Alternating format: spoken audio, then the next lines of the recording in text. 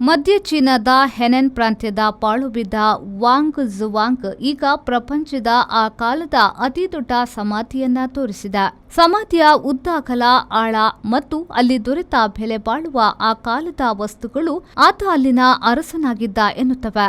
ಹಾಗೆಯೇ ವಾಂಗ್ ಝುವಾಂಗ್ ರುಯಿನ್ ಚಾರಿತ್ರಿಕ ಕಾಲಕ್ಕಿಂತ ಹಿಂದಿನ ರಾಜ್ಯವಾಗಿತ್ತು ಎಂಬುದರಲ್ಲಿ ಅನುಮಾನವಿಲ್ಲ ಎನ್ನುತ್ತಾರೆ ಕ್ಯಾಪಿಟಲ್ ನಾರ್ಮಲ್ ವಿಶ್ವವಿದ್ಯಾನಿಲಯದ ಪ್ರೊಫೆಸರ್ ಝು ಗುವಾಂಗ್ವಾ.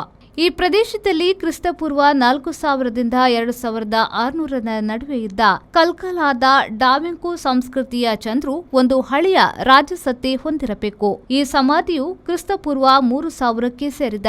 15 ಅಡಿ ಉದ್ದ, 12 ಅಡಿ ಅಗಲ, 10 ಅಡಿ ಆಳವಿದೆ. ಕಲ್ಕಾಲಕ್ಕೆ ಸೇರಿದ 350 ವಸ್ತುಗಳು ಸಮಾಧಿಯ ಒಳಗೆ ಇವೆ. ಶವ ಪೆಟ್ಟಿಗೆಯೂ ಇದೆ. ಸಮಾಧಿಯ ಹೊರ ಆವರಣದ ಸುತ್ತ ಸಾಕಷ್ಟು ಮಡಕೆ, ಕುಡಿಕೆ, ಮಣಿಗಳು ಇತ್ಯಾದಿ ಹೂಳಲಾಗಿದೆ.